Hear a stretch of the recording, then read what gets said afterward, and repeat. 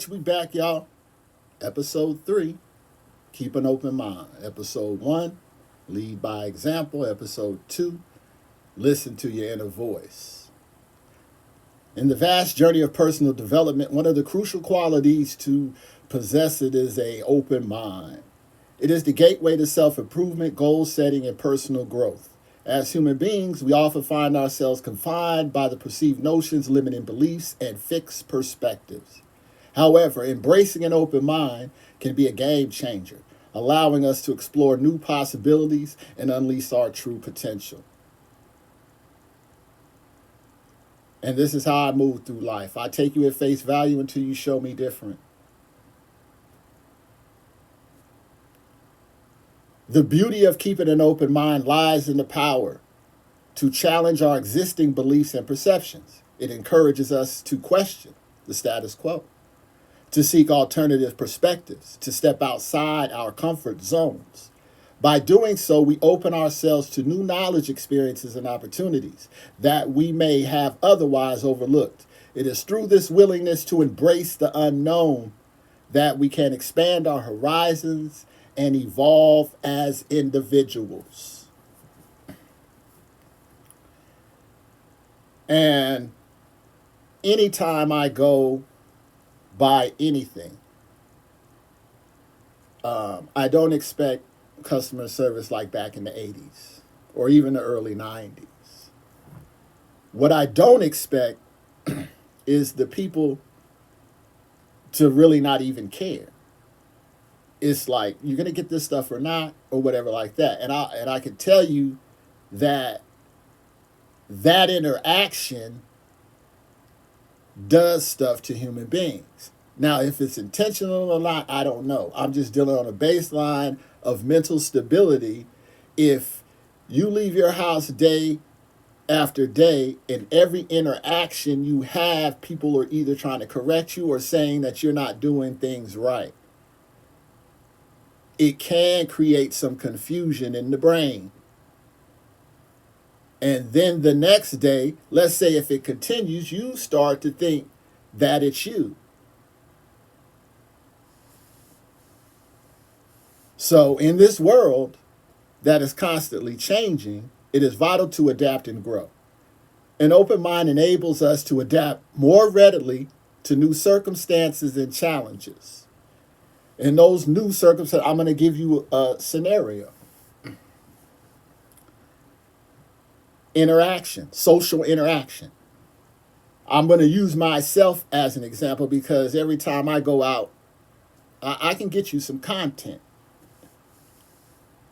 So I go into the grocery store and I'm intentional. I know exactly what I'm going to get. I'm not going to change or switch from that. You know, there's a lot of people in there. They're doing all of a sudden, oh, this looks good. That looks good. All that stuff. You'll be confused and you have spent too much money. So I'm going to just give you stuff. So I go in there and get all my stuff and I go around and I get in line like I normally do. But for some reason, it doesn't matter what line, and every line I get, I have somebody who either cuts in front of me or will ask to go in front of me. Every time. Now, you can say, well, you know, that's just coincidence or whatever like that. But I don't think things are coincidence, especially in the world of how we deal with our mental stability and how we interpret stuff. And this goes back to just basic reading comprehension. Bad communication and reading comprehension.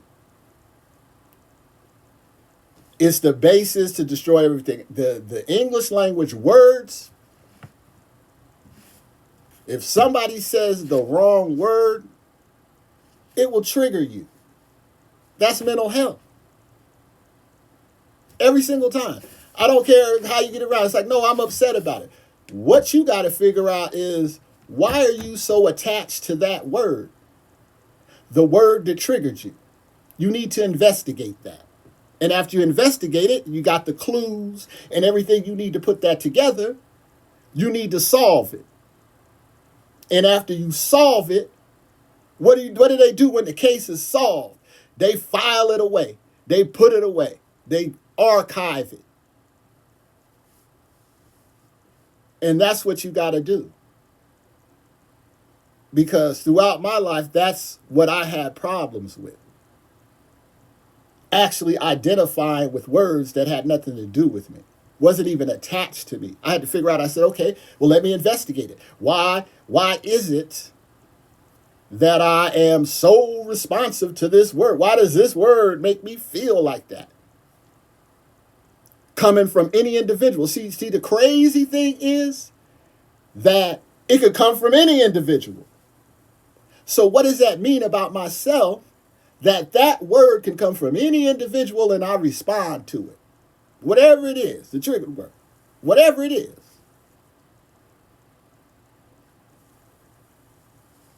And so, moreover, an open mind fosters empathy and understanding. We are repetitive to different perspectives. We develop a deep sense of compassion and connection with others. Which means in that situation, in the grocery store, I have the tools. It's really not that important to me to be like, hey, you're disrespecting me, you jumping in front of me, because maybe there's something you got to do. You got to get to work. You got to get out of here. So I'm going to keep an open mind and be like, hey, come on. Even though it was done to start confrontation. And that's what this is all about. I'm trying to equip you with these tools so when you get into those situations that cause you a little mental stability, you'll have the arsenal to deal with it. Because it's always going to come. So keeping an open mind requires humility, as it means acknowledging that we do not have all the answers. I don't have all the answers. I'm sharing with you my shared experience, my personal stories, my journey, and how I navigated to this point. You know, it requires courage to challenge our own beliefs, to be receptive to change. However, the rewards are immeasurable. By embracing an open mind, we embark on a transformative journey of self-discovery, growth, and personal evolution. That means you discover finding out yourself. Like me, I find out stuff every day. I learn stuff every day. I research. You know, if I don't know, I find out. And if the first one looks kind of shady and suspect, I get a different source.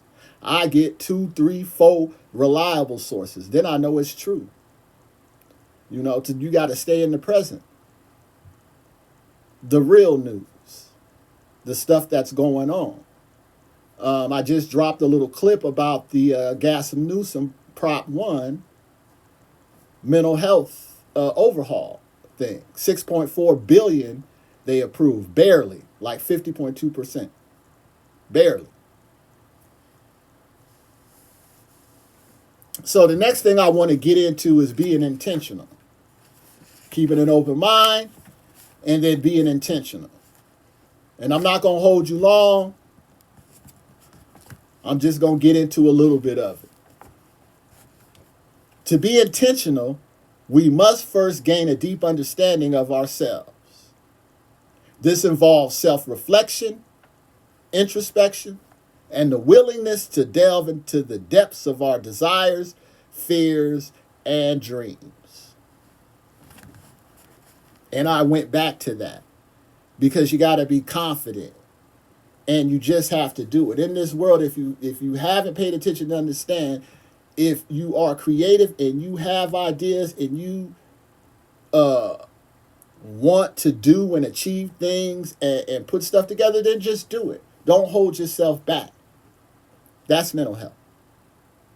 You imprison yourself in your own mind with the words, because the words can come from anybody. And I just wanted to conclude with that. And in conclusion, being intentional is the key to unlocking our true potential and navigating the journey of personal development. It empowers us to take control of our lives, set meaningful goals, and grow into the best version of ourselves. So let's embark on this transformative path, embracing intentionality as our guide and compass, and watch as our lives unfold with purpose and fulfillment. So I don't want to hold you. I appreciate your time. Thank you for hanging out with me. This is John from Life Skills TTP. Till next time.